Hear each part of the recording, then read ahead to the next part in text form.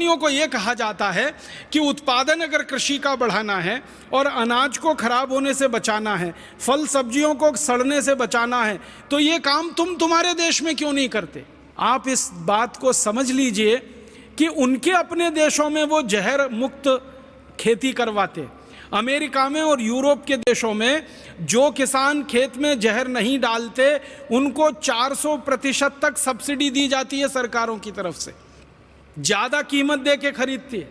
तो अपने देश में यूरोप और अमेरिका के किसानों को वो कहते हैं कि जहर मुक्त खेती करो, विष मुक्त खेती करो, खेत में जहर मत डालो और ज़्यादा पैसा ले लो सरकार से। और वही देश की कंपनियां भारत में आकर उल्टा काम करती हैं, जहर युक्त खेती कराती हैं, विष युक्त खेती कराती हैं और हमारे खेतों की धमनियों में, हमारी धरती माता की धमनियों में इतना जहर डलवा दिया है कि आपके खून में, मेरे खून में, भारतवासियों के खून में ये जहर आने लगा है। हमारे देश में कई वैज्ञानिक संस्थाओं ने तो यहाँ तक रिसर्च करके बताया है कि माताओं के दूध में अभी एंडोसल्फान पाया गया है, माताओं के दूध में एल्डी कार्ब पाया गया, माताओं के दूध में लिंडेन निकला है, माताएं अपने नौनिहाल बच्चों को जो दूध पिलाती हैं उसमें ये जहर पाया गया है।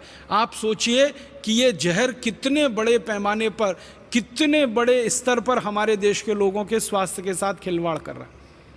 बहुत बड़ा मौत का व्यापार ये हो रहा है। और भारत जैसे देश में जितना ये पैदा कर रहे हैं और खेतों में डलवा रहे हैं, भारत जैसे गरीब देशों के बारे में मैंने जब आंकड़े निकालने की कोशिश की तो भारत जैसे दुनिया के 150 देशों में हर साल करीब 20 लाख मीट्रिक टन ये जहर पैदा करके खेतों में डलवा दिया जाता है। और उन सभी देशों में यही बुरा हाल हो रहा है। सभी गरीब देशों में कैंसर के मरीज बढ़ रहे हैं, सभी गरीब देशों में ये जहर लोगों के खून में बढ़ रहा है और सभी गरीब देशों को ये तकलीफ पैदा करा रहा है। तो आप बोलेंगे क्या करना चाहिए? इसका कोई विकल्प हमें ढूंढना पड़ेगा, इसका कोई रास्ता हमें खोजना पड़ेगा। ये मौत के व्यापार को इस तरह की हम खुली छूट नहीं दे सकते।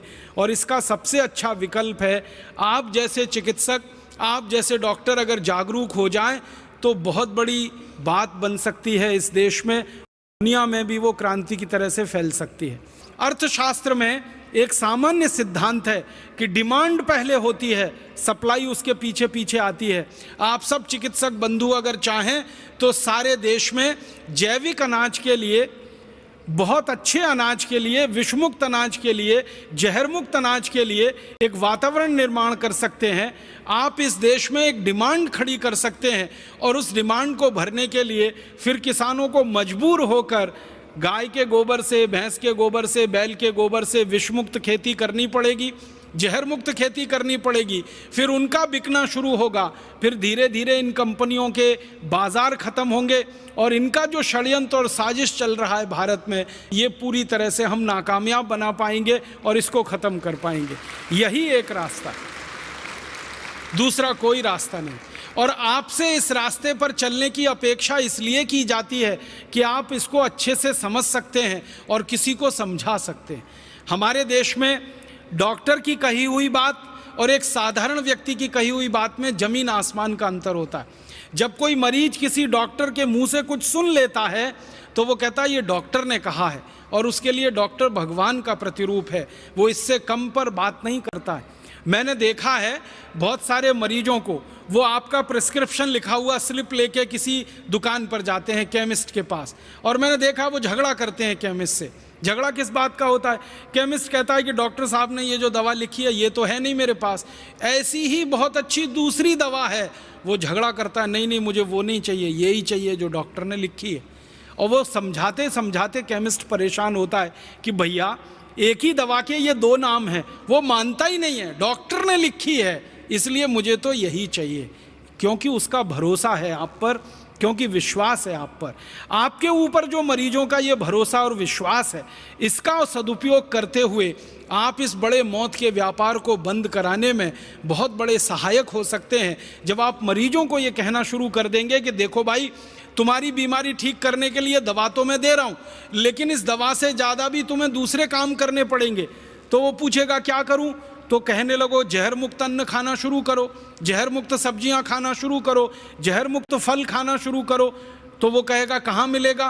तो जहाँ से ये मिल रहा है जहर युक्त, वहीं जहर मुक्त मिलेगा। मांग पैदा करो, डिमांड पैदा करो, तो लोग अपने आप पैदा करेंगे। तो पहले कम पैदा होगा, शायद ज़्यादा कीमत में बिकेगा, फिर ज़्यादा पैदा होने लगेगा, कीमतें कम होती जाएंगी, और एक सामान्य रूप से पूरे भारत के लोगों को विषमुक्त अनाज, विषमुक्त भोजन, विषमुक्त सब्जियां और विषमुक्त फल उपलब्ध हो जाएं। एक तरफ इन कंपनियों का बाजार भी खत्म हो जाएगा, उनकी ताकत भी कमज़ोर हो जाएगी, और दूसरी तरफ हमारे लोगों को कैंसर जैसी गंभीर बीमारियों से बचने का रास्ता भी खुल जाएगा। माताओं के शरीर में ये जो जहर आ गया है दूध के रूप में, ये भी कम होता चला जाएगा। और एक सबसे आखिर में जो बड़ा काम होगा वो ये कि सारे भारत देश में जब ये खेती में क्रांति आ जाएगी, तो बड़ा सवाल पैदा होगा वो ये कि क्या बिना यूरिया, बिना डीएपी उत्पादन हो पाएगा? क्योंकि हमारे देश में ये जहर बेचने वाली कंपनियों ने एक कुतर्क फैला रखा है कि यूरिया डीएपी के बिना तो उत्पादन हो ही नहीं सकता। मैं आपको विनम्रतापूर्वक एक जानकारी देना चाहता हूँ। इस भारत देश में बहुत सारे जागरूक किसान पिछले 15 सालों में ऐसे निकले हैं जिन्होंने अपने खेत में यूरिया डीएपी डालना बंद कर दिया, जिन्होंने एंडोसल्फान, मेलाथियान, पैराथियान डालना बंद कर दिया, जिन्होंने लिंडेन, एलडी कार्ब जैसे खतरनाक जहर डालना बंद कर दिया। ऐसे हज़ारों किसान हैं, और उनकी करीब 20 लाख एकड़ ज़मीन पर बिना यूरिया, बिना डीएपी अनाज पैदा हो रहा है, बिना किसी जहर के, बिना किसी कीटनाशक और जंतुनाशक के सब्जियां पैदा हो रही हैं, फल पैदा हो रहे हैं। 20 लाख एकड़ में खेती भारत में हो रही है। सबसे ज़्यादा ये खेती महाराष्ट्र में हो रही है, कर्नाटक में हो रही है, आंध्र प्रदेश में हो रही है, तमिलनाडु में हो रही है, केरल में हो रही है, मध्य प्रदेश में हो रही है, छत्तीसगढ़ में हो रही है, अब तो झारखंड, बिहार में भी शुरू हो गई है। हज़ारों किसान लग गए हैं, और उन किसानों का अनुभव ये कहता है कि यूरिया डीएपी से वो जितना पैदा करते थे उससे ज़्यादा पैदावार उनकी बिना यूरिया, बिना डीएपी से हो रही है।